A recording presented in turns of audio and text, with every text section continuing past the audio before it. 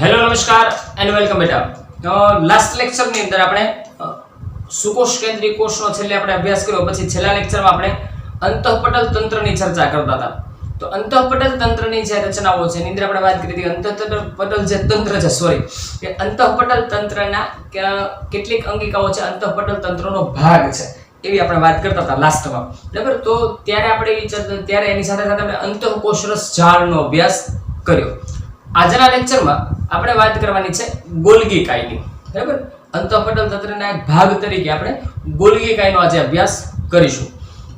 મેં તમને કોન્સેપ્ટ આપ્યો હતો કે એક કોન્સેપ્ટ આપણે એવો સમજ્યા હતા કે અંતઃપટલ તંત્ર ખરેખર શું છે, અંતઃપટલ તંત્ર કોને કહેવાય, બરાબર। તો આપણે એવું શીખ્યા હતા કે અંતઃકોષરસ જાળના બે પ્રકારો શીખ્યા, કણિકામય અને કણિકા વિહીન। કણિકામય ઉપર પ્રોટીનનું સંશ્લેષણ થાય છે, ત્યારબાદ આપણે એવું શીખ્યા હતા કે જે કણિકા વિહીન છે એની અંદર લિપિડ એટલે કે ચરબીનું સંશ્લેષણ થાય છે। હવે ત્યાંથી આગળ અંતઃપટલ તંત્રની બીજી એક અંગિકા જે અંતઃકોષરસ જાળ એટલે કે આપણી જે ઈઆર છે એની સાથે ગાઢ રીતે સંકળાયેલી હોય છે એવી એક અંગિકા જેને આપણે ગોલ્ગી કાય કહીએ છીએ એની વાત કરીશું, બરાબર। એની રચના વિશે વાત કરશું, એની અંદર શું કાર્યો થાય છે એની વાત કરશું, અને આજના લેક્ચરમાં આપણે ગોલ્ગી કાય વિશે ટૂંકમાં વાત કરવાની રહેશે। ચલો શરૂ કરીએ। તો સૌથી પહેલા આજનો આપણો મુદ્દો છે એ છે ગોલ્ગી કાય। આ પણ અંતઃપટલ તંત્રનો એક ભાગ છે, યાદ રાખજો, જેને ગોલ્ગી કાય ઇંગ્લિશમાં ગોલ્ગી બોડી કહેવામાં આવે છે, બરાબર। ઓલરેડી મેં તમને અગાઉ વાત કરી હતી કે તમે ધોરણ 9 ની અંદર આ બધી જ અંગિકાઓ વિશે થોડું ઘણું ભણીને આવ્યા છો, બરાબર। અને આમ તો સામાન્ય રીતે વાત કરીએ તો ગોલ્ગી કાયના એકાદ બે મુદ્દાને બાદ કરતા બાકીની બધી જ બાબતો તમે ઓલરેડી 9મા ધોરણમાં ભણેલા છો, એના કરતા એકાદ બે પોઈન્ટ્સ છે અને આપણે વધારે ભણવાના છે, ઓકે। તો સૌથી પહેલા વાત કરીએ કે ગોલ્ગી કાય છે એનું સંશોધન કોણે કર્યું। તો વાત છે 1898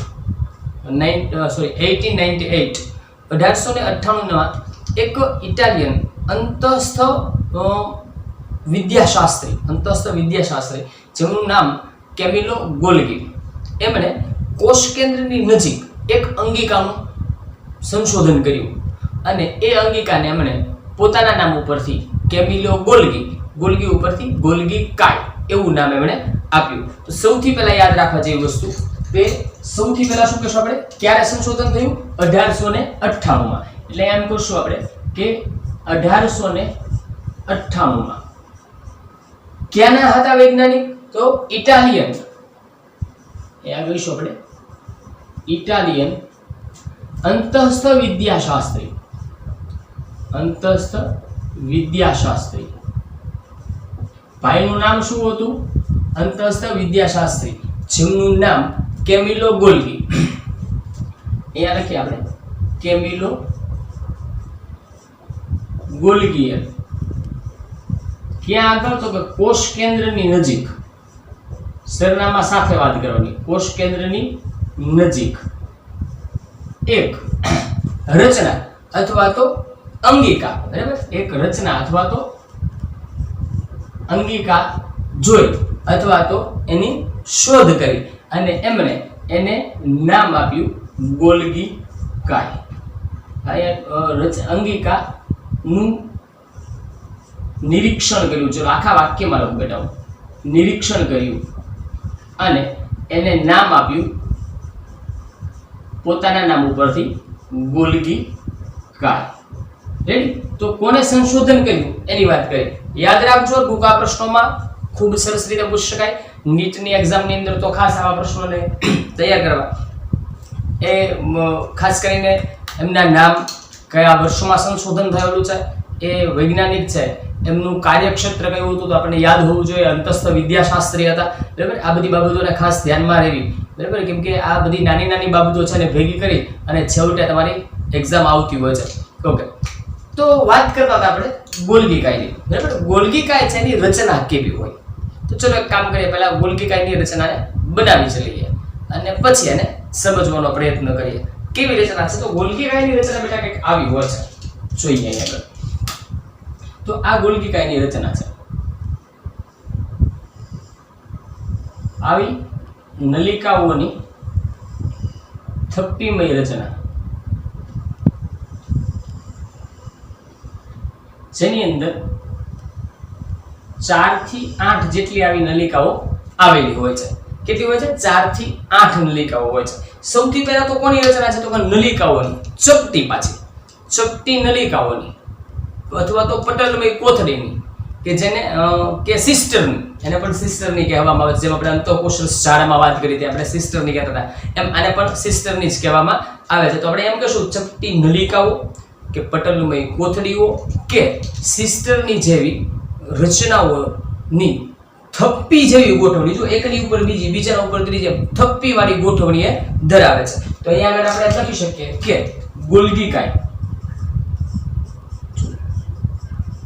ગોલ્ગીકાય જે છે એ કોની? તો કે ચપટી નલિકાઓ, ચપટી નલિકાઓ અથવા તો કોથળીમય રચનાઓ, પટલમય કોથળી અથવા તો પુટિકાઓ પણ જેને કહી શકાય, પટલમય કોથળીઓ, પટલમય કોથળીઓ કે સિસ્ટરની ની થપ્પીમય રચના ધરાવે છે. એની રચના કેવી છે? થપ્પીમય જેવી રચના હોય છે. એકના ઉપર બીજી ગોઠવાયેલી હોય એવી થપ્પીમય રચના એની જોવા મળે છે. સાઈઝ કેવડી એની વાત કરીએ, સાઈઝ કેટલી એની એક્ઝેક્ટ, તો આ જે નલિકાઓ હોય છે એ નલિકાઓ 0.5 થી 1 માઇક્રોમીટર જેટલો વ્યાસ ધરાવે છે. તો અહીં આપણે એને ખાસ નોંધ કરીએ, સાથે સાથે જુઓ, આ બધી બાબતો યાદ રાખજો ખાસ. તો આપણે એમ કહેશું કે આ નલિકાઓ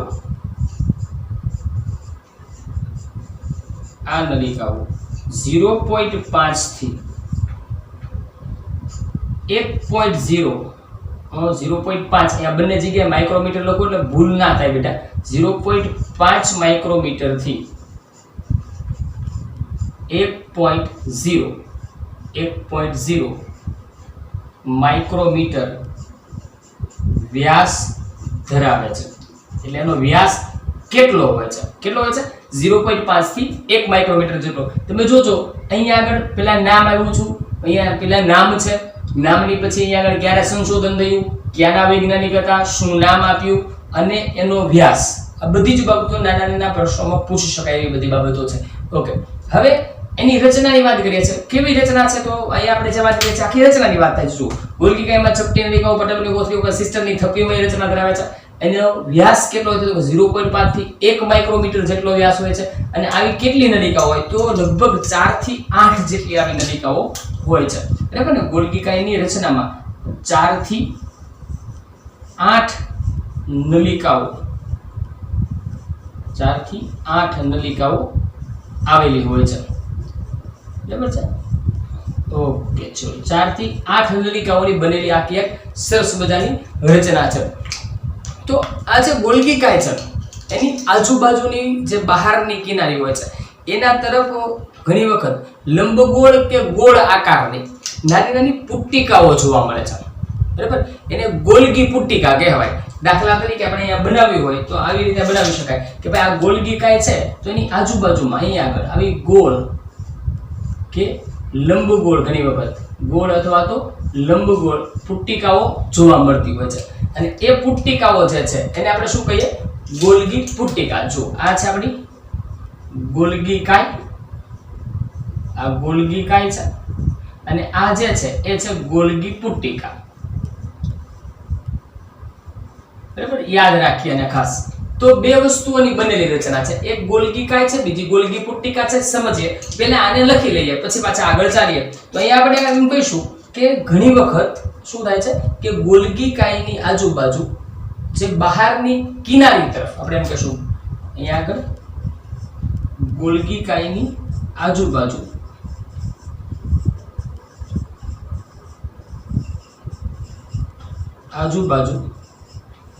બહારની તરફ, બહારની કિનારી તરફ આપણે એમ કહીશું સ્પષ્ટતા સાથે કે કિનારી તરફ નાની ગોળ કે લંબગોળ, ગોળ કે લંબગોળ પુટ્ટિકાઓ જોવા મળે છે, પુટ્ટિકાઓ જોવા મળે છે, જેને શું કહીએ આપણે? ગોલ્ગી પુટ્ટિકા, ગોલ્ગી પુટ્ટિકા કહેવામાં આવે છે.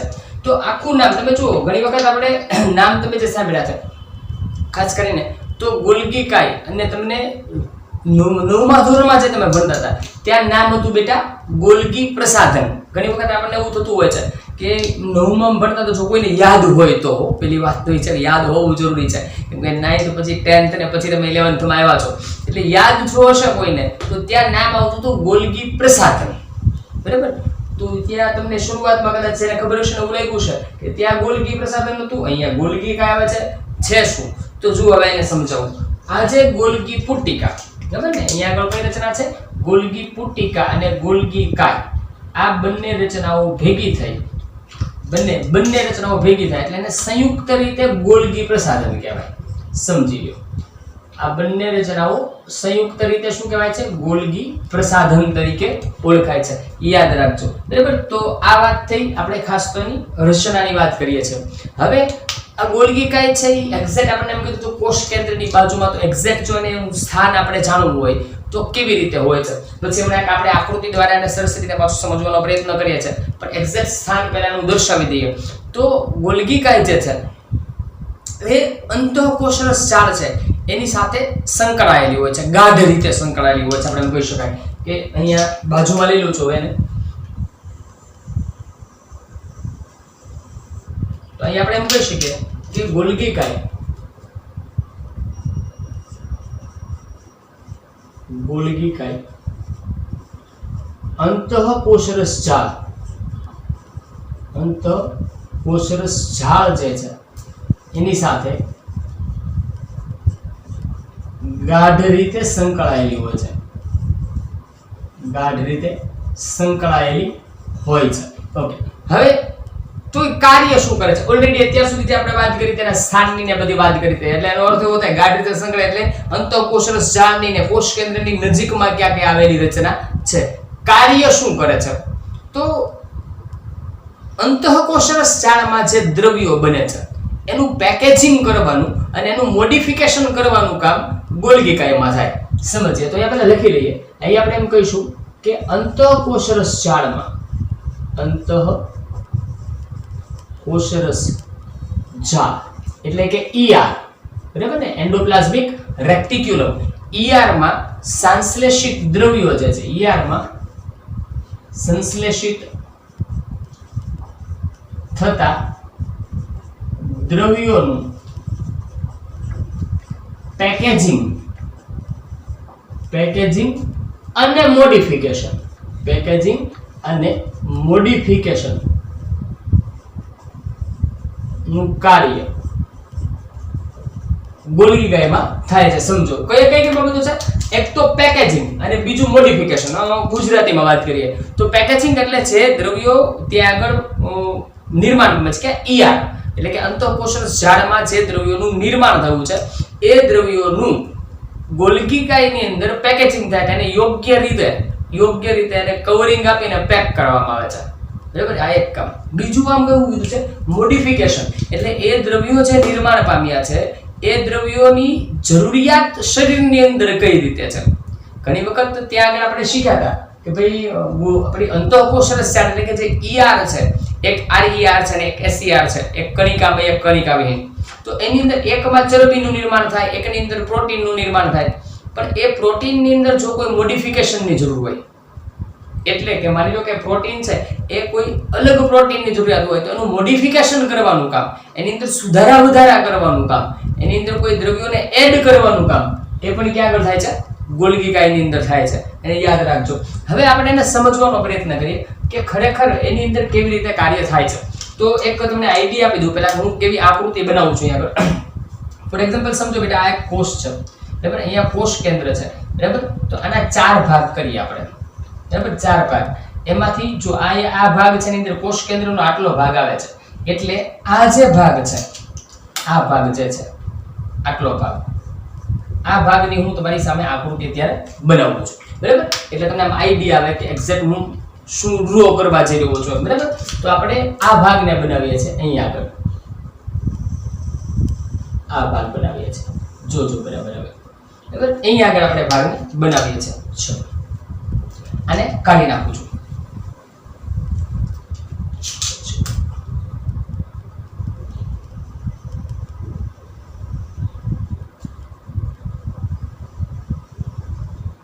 હવે અહીંયા આગળ આપણે જે વાત કરતા હતા, તો અહીંયા આગળ આ કોષ કેન્દ્ર આવી રીતે જોડાયેલું છે. આ કોષ કેન્દ્ર છે, સમજો, બરાબર? અંદરના ભાગમાં કોષ કેન્દ્રિકાશ આપણે માની લઈએ. અહીંયા આગળ કોષ કેન્દ્રિકા છે. આપણે જાણીએ છીએ કે અહીંયા આગળ જનીન દ્રવ્ય રહેલું હશે, બરાબર? જનીન દ્રવ્ય બહુ વ્યવસ્થિત એટલે બહુ જરૂર નથી, એટલે બહુ આપણે આકૃતિ બનાવતા નથી. અહીંયા આગળ આપણે ધારી લો કે આ જનીન દ્રવ્ય અંદર રહેલું છે. ઓકે, આની સાથે આપણને ખબર છે કે આની સાથે તરત જ કોણ જોડાયેલું હોય છે? અંતઃકોષ રસજાળ. તો એ રચના કંઈક બેટા આવી હશે, અંતઃકોષ રસજાળની.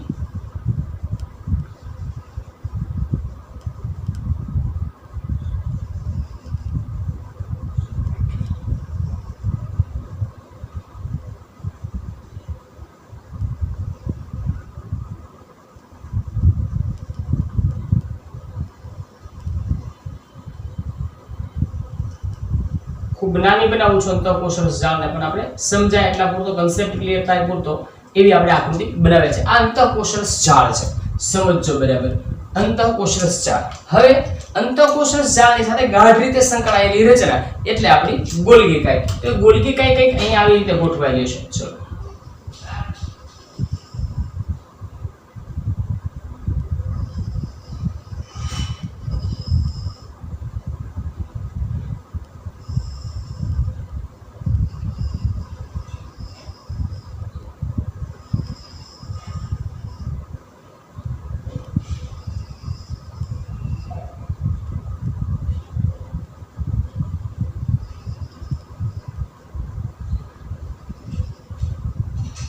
રેડી? આ થઈ ગઈ ગોલ્ગી કાય. ચલો આટલાની અંદર આપણે આ કમ્પ્લીટ આકૃતિને સમજવાનો પ્રયત્ન કરીએ. અને આ જે ભાગ છે એ અહીંયા આગળ આપણું માની લો કોષરસ પટલ છે. આ બહારની બાજુ આવેલું કોષરસ પટલ છે. આ કોષનો અંદરનો ભાગ છે. કોષ કેન્દ્ર આપણને આટલું દર્શાવેલું છે. ઓકે, હવે આપણે શું વાત કરી કે અંતઃકોષ રસજાળ એટલે કે ER માં જે સંશ્લેષિત દ્રવ્યો છે એનું મોડિફિકેશન અને પેકેજિંગ બે કામ અહીં આગળ થાય છે. સૌથી પહેલા આપણે કોષ રસજાળ આજે આકૃતિ આપણે બનાવી છે અને સમજવાનો પ્રયત્ન કરી લઈએ. તો અહીંયા આગળ આપણે વાત કરીએ અને નામ નિર્દેશિત કરી દઈએ જરા. તો સૌથી પહેલા બેટા બ્લેક માર્કર લઈ લઉં છું નામ નિર્દેશ માટે. તો આ જે રચના છે આપણી એ આપણું કોષ કેન્દ્ર છે.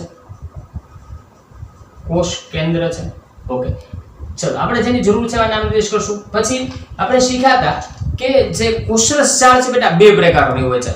એક કણિકામય હોય છે અને બીજી કણિકાવિહીન હોય છે. કણિકામય કોષ રસજાળ કોને કહીએ કે જેની સપાટી પર રિબોસોમ્સ આવેલા છે. માનો આ બધા રિબોસોમ્સ અહીં આગળ આવેલા છે. આની સપાટી પર રિબોસોમ્સ આવેલા છે. હું એક જ કોષ રસજાળની અંદર બંને પ્રકારને દર્શાવવાનો પ્રયત્ન કરીશ, બરાબર? ચલો તો અહીં આગળ તો આપણે એમ કહીશું કે આ જે છે આ રચના એ કઈ થઈ આપણી RER રફ એન્ડોપ્લાઝમિક રેટિક્યુલમ એટલે કે એ કણિકામય કોષ રસજાળ છે. શા માટે? તો કે એની ઉપર કોણ આવેલું છે? રિબોસોમ્સ આવેલા છે. તો આપણે રિબોસોમ્સ ને પણ દર્શાવી દઈએ આગળ. આ કોણ છે બેટા? રિબોસોમ છે. ઓકે, બરાબર છે, ધ્યાન રાખજો, બરાબર? આ રિબોસોમ છે. પછી નીચેના ભાગે કંઈક થોડી આકૃતિ છે એને દર્શાવી દઈએ સાથે સાથે, ત્યાં પણ નામ નિર્દેશ કરી દઈએ. ચલો તો આને વાત કરીએ કે અહીંયા રિબોસોમ આવેલા નથી. તો આ જે રચના છે એને આપણે SER કહીએ એટલે કે સ્મૂધ એન્ડોપ્લાઝમિક રેટિક્યુલમ, જે આપણી કણિકા વિહીન અંતઃકોષ રસજાળ છે. આની વાત કરીએ તો આ છે આપણી ગોલ્ગી કાય, બરાબર? થોડું નીચે નામ લખી નાખું એટલે સમાઈ જાય અંદર ને અંદર જ, ગોલ્ગી કાય. Okay, ready? તો મોટા ભાગે આપણે નામ નિર્દેશ થઈ ગયા છે. હવે શું વાત છે જુઓ, આ આખું મેં તમને જે આખું પેલો આપણે કન્સેપ્ટ શીખ્યા હતા યાદ કરજો. એ જો સમજેલા છો તો તમને આઈડિયા આવી જશે. શું થાય છે કે અહીંયાથી આ કોષ કેન્દ્રમાંથી પ્રોટીનના સંશ્લેષણની માહિતી mRNA દ્વારા અહીં આગળ આવશે અને એ કોના થ્રુ આ જે રિબોસોમ્સ છે એની સાથે સંકળાય અને ત્યાં પ્રોટીનનું સંશ્લેષણ કરશે. અહીંયા આગળ સંશ્લેષિત થયેલું જે પ્રોટીન છે એ અહીંયાથી આ કે આવું છે, જો આ પ્રોટીન, માનો આ પ્રોટીન બને છે, અહીંયાથી પ્રોટીન બને છે, અહીંયાથી પ્રોટીન બને છે, આ બધું પ્રોટીન જે છે એ ક્યાં આવશે, અહીંયા આગળ, અને અહીંયાથી દાખલ થશે ક્યાં, આપણી ગોલ્ગી કાયની અંદર. બરાબર. હવે જો પ્રોટીન ક્યાં આવે છે, આ પ્રોટીન છે, સમજી લો આ પ્રોટીન છે ક્યાં આવી ગયું છે આપણું, તો ગોલ્ગી કાયની અંદર આવશે. હવે આ ગોલ્ગી કાયની અંદર પ્રોટીન છે એ એકમાંથી બીજામાં, બીજામાંથી ત્રીજામાં, ત્રીજામાંથી ચોથામાં, એના જુદા જુદા જે સ્તર છે એની અંદરથી પસાર થશે, એક એક જુદી જુદી નલિકાઓમાંથી પસાર થશે. એ સમય દરમિયાન એનો પેકેજિંગ અને મોડિફિકેશનના કાર્યો થાય. બરાબર. બીજી વસ્તુ સેમ એ જ રીતે આપણે વિચારીએ, માની લો કે તો આ જે આપણી લીસી એટલે કે આ કોષરસ જા છે એની અંદર આપણને ખબર છે કે અહીંયા આગળ કોનું નિર્માણ થાય છે, અહીંયા આગળ આપણે જે નિર્માણ થવાનું છે ચરબીનું નિર્માણ થશે. તો એ નિર્માણ પામેલી ચરબી પણ ક્યાં આવે છે, ગોલ્ગી કાયમાં આવશે. અને આ ગોલ્ગી કાયમાંથી આ ચરબી છે એ પણ આગળ વધતી જશે, નલિકાઓમાંથી પસાર થશે, અને એના પણ પેકેજિંગ અથવા તો મોડિફિકેશનનું કામ ત્યાં આગળ થાય છે. ઓકે, તો આપણને આટલી ખબર પડી. બીજી વસ્તુ, ગોલ્ગી કાયની જે સપાટીઓ જે છે એના વિશે થોડી વાત કરીએ. હું પહેલા તમને સમજાવી દઉં છું આખું, અને પછી એને લખવાનો પ્રયત્ન આપણે કરશું. તો હવે ગોલ્ગી કાયની જ વાત કરતા હોય તો આપણે ગોલ્ગી કાય ઉપર આવી જઈએ. તો અહીંયા આગળ તમે જોઈ શકો છો કે આપણે પહેલા જૂની આકૃતિમાં આવી જઈએ. જુઓ, આ જે ભાગ છે એ બહિર્ગોળ ભાગ છે અને આ અંતર્ગોળ ભાગ છે. આ ગોલ્ગી કાય અહીંયા આમ ગોઠવાયેલી છે, બરાબર ને, અહીંયા છે એને આપણે આમ ગોઠવેલી છે. ઓકે, ચલો. તો આ એક ભાગ છે કે બહિર્ગોળ ભાગ દેખાય છે. તો એને આપણે જે બહિર્ગોળ સપાટી છે કોની, ગોલ્ગી કાયની જે બહિર્ગોળ સપાટી છે એને સિસ કહેવામાં આવે છે. શું કહેવાય છે ને, સિસ તરીકે ઓળખાય છે, યાદ રાખજો. તો આપણે અહીંયા આગળ લખી નાખીએ કે આ જે ભાગ છે ગોલ્ગી કાયની સપાટી છે એ કેવી છે, બહિર્ગોળ સપાટી. ચલો, એ બહિર્ગોળ સપાટી છે જેને આપણે સિસ તરીકે ઓળખીએ છીએ. શું કહે એને, સિસ તરીકે. અને સિસ વાળો ભાગ છે એ અંતઃકોષરસ જાળની સાથે સંકળાયેલો હોય છે. બીજો ભાગ જે છે બેટા અહીંયા આગળ આ ભાગ એ અંતર્ગોળ ભાગ છે, અંદરના તરફ વળેલો અંતર્ગોળ સપાટી જે છે. આ અંતર્ગોળ સપાટી છે એને આપણે ટ્રાન્સ કહીએ. બરાબર. કારણ શું કે અહીંયાથી જે બનેલા દ્રવ્યો છે એને એક જગ્યાએથી બીજી જગ્યાએ ટ્રાન્સફર કરવાનું કામ એના દ્વારા થાય છે. અહીંયાથી દ્રવ્યો છે પુટ્ટિકા સ્વરૂપે બહાર આવશે અને કોષરસ પટલની બહાર એ જશે. જો કોષરસ પટલ, બીજી વસ્તુ ખાસ યાદ રાખજો, એક વાત આપણે જે આગળના કન્સેપ્ટમાં શીખ્યા હતા કે અહીંયા નિર્માણ પામતા દ્રવ્યો ક્યારેય પણ અંતઃપટલ તંત્રમાંથી નિર્માણ પામતા દ્રવ્યો ક્યારેય પણ સીધા કોષરસના સંપર્કમાં આવતા નથી. બસ આ જ વસ્તુ આપણે શીખવાની છે. મૂળ કન્સેપ્ટ છે, આ મગજમાં હશે એટલે બધું તમને આવડી જશે. ચલો વાત કરીએ. તો અહીંયા આગળ શું વાત કરીએ છે, તો સૌથી પહેલા એમ કહી શકાય કે જે બહિર્ગોળ સપાટી છે કોની, ગોલ્ગી કાયની જે બહિર્ગોળ સપાટી અથવા તો જેને આપણે સિસ કહીએ છીએ એ અંતઃકોષરસ જાળના સંપર્કમાં હોય છે. અહીંયાથી આગળ લખવાનું હવે હું શરૂ કરું છું. બરાબર, અહીંયાથી મુદ્દાઓ ચાલુ કરીએ આપણે. તો અહીંયા આગળ આપણે એમ કહીશું કે ગોલ્ગી કાયની કઈ સપાટી બેટા, બહિર્ગોળ સપાટી. બહિર્ગોળ સપાટી એટલે કે સિસ એ અંતઃકોષરસ જાળના સંપર્કમાં, અંતઃકોષરસ જાળ એટલે કે ER ના સંપર્કમાં હોય છે. બરાબર છે. જો આની અંદર ઘણી વખત બેટા એક બીજી વાત કરતો, આપણે વાત કરી કે અહીંયાથી આ દ્રવ્યો સીધાના સંપર્કમાં હોય છે એટલે ત્યાં આવી જશે. એવું ન હોય. ઘણી વખત એવું હોય છે કે ગોલ્ગી બોડી થોડા એનાથી જુદા હોય તો આમાંથી પુટ્ટિકા બનશે. મેં તમને ઓલા કન્સેપ્ટ જ્યારે સમજાવ્યો હતો ત્યારે મેં શીખવાડ્યું હતું કે એમાંથી એક પુટ્ટિકાનું નિર્માણ થાય અને એ પુટ્ટિકા છે એ ગોલ્ગી બોડી સાથે સંકળાશે અને એ પુટ્ટિકા થ્રુ પછી પાછી એ બધા જે દ્રવ્યો છે એ ગોલ્ગી કાયની અંદર પ્રવેશ કરશે, ત્યાંનું મોડિફિકેશન અને પેકેજિંગ થશે. એટલે બંને પ્રકારે થઈ શકે. ઓકે, પછી આગળ વાત કરીએ તો આ એક સપાટીની વાત કરી કે જે બહિર્ગોળ સપાટી છે એને આપણે સિસ કહીએ છીએ અને એ ક્યાં હોય છે, તો એ જે અંતઃકોષરસ જાળ છે એના સંપર્કમાં રહેલી હોય છે. તો એ આ કામ શું કરે છે, આ બહિર્ગોળ સપાટી, તો અંતઃકોષરસ જાળમાં આ જે અહીંયા આપણે કહીશું આ સપાટી જે અંતઃકોષરસ જાળ, અંતઃકોષરસ જાળ એટલે કે જે ER છે ER માં સંશ્લેષિત થતા દ્રવ્યો કોણ હોઈ શકે ત્યાં આગળ બેમાંથી એક, કાં તો પ્રોટીન અથવા તો ચરબી, બેમાંથી એકનું સંશ્લેષણ થાય. જો લીસી હશે એટલે સોરી કણિકા વિહીન હશે તો ચરબીનું નિર્માણ થશે અને કણિકામય હશે તો ત્યાં આગળ પ્રોટીનનું સંશ્લેષણ થશે. તો આ જે ત્યાં સંશ્લેષિત થતા દ્રવ્યો છે એને પ્રાપ્ત કરે છે કોણ? શીશવાળી સપાટી એને પ્રાપ્ત કરવાનું કાર્ય કરે છે. ઓકે, ત્યારબાદ શું થશે? આ દ્રવ્યો જે છે જુઓ એમાંથી ધીમે ધીમે આ દ્રવ્યો છે એ અહીંયાથી આ તરફ ધીમે ધીમે અહીંયાથી આ તરફ અહીંયા આગળ અહીંયા સુધી વહન પામશે.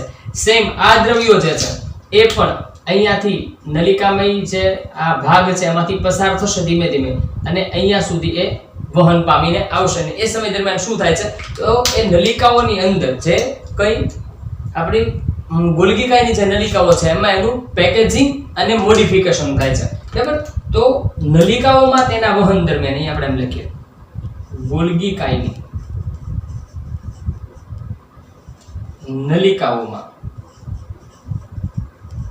નલિકાઓમાં તેનું પેકેજિંગ અથવા મોડિફિકેશન થાય છે. પેકેજિંગ થશે અથવા મોડિફિકેશન થશે. રેડી? યાદ રાખવાનું. આટલું ક્લિયર? ચલો હવે બાજુમાં આવે છીએ અહીંયા આગળ. તો શું કામ થાય છે? કાં તો એનું પેકેજિંગ થાય છે અથવા તો મોડિફિકેશન નું કામ થાય છે. અને એ મોડિફિકેશન થાય, પેકેજિંગ થાય, એ જે પેકેજિંગ થયેલા કે મોડિફિકેશન થયેલા દ્રવ્યો છે એની પુટ્ટિકાઓ બને. શું બનશે? એની પુટ્ટિકાઓ. અને એ પુટ્ટિકાઓ અહીંયાથી મુક્ત થશે. તો એ પુટ્ટિકાઓ કેવી હોઈ શકે? તો કે આવી પુટ્ટિકાઓની રચના થઈ જાય. આ પુટ્ટિકાઓ એમાંથી મુક્ત થશે. બરાબર? આમાંથી પુટ્ટિકાઓ મુક્ત થશે. આ જે પુટ્ટિકાઓ છે એની અંદર આ પેકેજિંગ થયેલા જે દ્રવ્યો છે એની અંદર હશે. આની અંદર આ દ્રવ્યો હશે જે પેકેજિંગ થયા છે અથવા તો જેનું મોડિફિકેશન થયું છે એ દ્રવ્યો આ પુટ્ટિકાની અંદર હશે. જુઓ મારો જે કન્સેપ્ટ હતો મેં એને યાદ રાખો કે અહીંયા આગળ અહીંયા નિર્માણ પામેલા એટલે કે આપણા અંતઃપટલ તંત્રમાં નિર્માણ પામેલા દ્રવ્યો કોષરસના સીધા સંપર્કમાં આવતા નથી. યસ, અને યાદ રાખવાનું છે. ઓકે, ચલો પાછા આગળ વધી જઈએ. તો એ પછી પુટ્ટિકા સ્વરૂપે ત્યાંથી મુક્ત થાય છે. કોણ? મોડિફિકેશન પામેલા અથવા તો પેકેજિંગ થયેલા દ્રવ્યો. આ દ્રવ્યો કેવી રીતે પુટ્ટિકા સ્વરૂપે કોષરસમાં મુક્ત થાય છે. અહીં આપણે એમ કહીશું તો હવે આ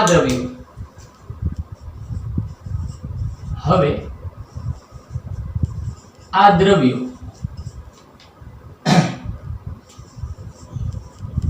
પુટ્ટિકાઓ સ્વરૂપે અથવા તો પુટ્ટિકાઓના સ્વરૂપમાં કોષરસમાં મુક્ત થાય છે. કોષરસની અંદર એ મુક્ત થઈ જશે. પછી શું થાય તો ત્યાંથી એને કોષરસની બહાર કેવી રીતે ધકેલવામાં આવે છે આપણે વાત કરી હતી. દાખલા તરીકે આ કોષરસ છે એની સાથે આ પુટ્ટિકા સંકળાશે એટલે આપણે બંનેને ચલો દર્શાવી દઈએ એમ કરીએ. ચલો બે ભાગમાં બંનેને દર્શાવી. અહીંયા એકને દર્શાવી દઉં, એકને અહીંયા દર્શાવી દઉં. બરાબર છે? તો આ જે દ્રવ્યો છે એ પુટ્ટિકાઓ છે આની સાથે સંકળાય આવી રીતે. પુટ્ટિકા અહીંયા આગળ સંકળાશે, આ પુટ્ટિકા માની લો અહીંયા આગળ સંકળાશે અને એની અંદર રહેલા જે દ્રવ્યો છે એ આ કોષમાંથી બહાર તરફ વહન પામશે. અહીંયા આગળ સંકળાયેલા દ્રવ્યો છે એ આ રીતે અહીંયાથી વહન પામશે. ક્લિયર થાય છે? ઓકે, તો જો હજી એ બહાર વહન પામી જાય ત્યાં સુધી કોષરસના સંપર્કમાં આવતા નથી. ઓકે, જો સીધો કોષરસના સંપર્કમાં નહીં આવે કે આવી જશે કોષની બહાર આવી જશે. બીજા કોષના સંપર્કમાં કોષરસના સંપર્કમાં આવે તો ભલે આવે, બાકી આના કોષરસના સંપર્કમાં આવશે નહીં. ઓકે, ચલો તો અહીંયા આગળ આપણે જે વાત કરી હતી કે આ મોડિફિકેશન થાય છે કે જે પેકેજિંગ થાય છે એ પેકેજિંગ અને મોડિફિકેશનની જે વાત કરીએ તો પેકેજિંગ તો આપણને ખબર પડી ચલો ભાઈ અહીંયાથી જે નિર્માણ પામેલા દ્રવ્યો છે એની ફરતી જે આ પુટ્ટિકા જેવી રચના થઈ જાય એટલે એનું પેકેજિંગ થઈ ગયું, એ દ્રવ્યોને બહાર મોકલી દેવાના. મોડિફિકેશન એટલે શું? તો બધી ટેક્સ્ટ બુકમાં શબ્દો આપ્યા છે કે ગોલ્ગીકાઈની અંદર એમ કીધું છે કે ગ્લાયકોલિપિડ અને ગ્લાયકોપ્રોટીનનું સંશ્લેષણ થાય છે. ટેક્સ્ટ બુકમાં એવી વાત કરી છે, હું પહેલા લખી લઉં બેટા મુદ્દાને, પછી આપણે એને સમજવું છે. અમે એમ કીધું હતું કે ગોલ્ગીકાઈ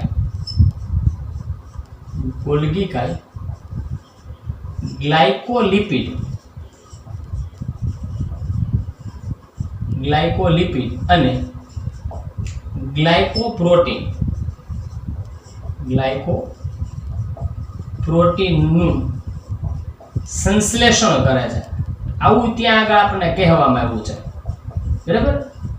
ટેક્સ્ટબુક ની આ શબ્દો છે કે ભાઈ ગ્લાયકોપ્રોટીન અને ગ્લાયકોલિપિડનું સંશ્લેષણ કરે છે। શું છે આ ગ્લાયકોલિપિડ, ગ્લાયકોપ્રોટીન એને સમજીએ। નથિંગ, કાઈ નથી, એ શું છે? માત્ર જે આપણું પ્રોટીન કે ચરબી છે એનું મોડિફિકેશન છે, સમજીએ। ચલો વાત કરીએ તો શું થાય છે બેટા કે RER જે છે આપણી જે કણિકામય અંતઃકોષરસ RER એમાં જે માની લો પ્રોટીનનું સંશ્લેષણ થાય છે। આ પ્રોટીન ગોલ્ગી બોડીની અંદર આવે છે, તો ગોલ્ગી બોડી માની લો કે બહાર જરૂરિયાત ગ્લાયકોપ્રોટીનની છે, બહાર જરૂરિયાત કોની છે? ગ્લાયકોપ્રોટીનની છે। એટલે ટૂંકમાં આમ વાત કરો તો આમ સરસ રીતે વાત કરો તો આ તમને આઈડિયા આપું, એક ઉદાહરણ સાથે ચાલીએ તો બેટા આ જે આખી રચના છે ને આ કોષ કેન્દ્ર, અંતઃકોષરસ અને ગોલ્ગી કાય એ આખું એક આપણું પ્રોડક્શન યુનિટ છે, આમ સમજીએ, બરાબર।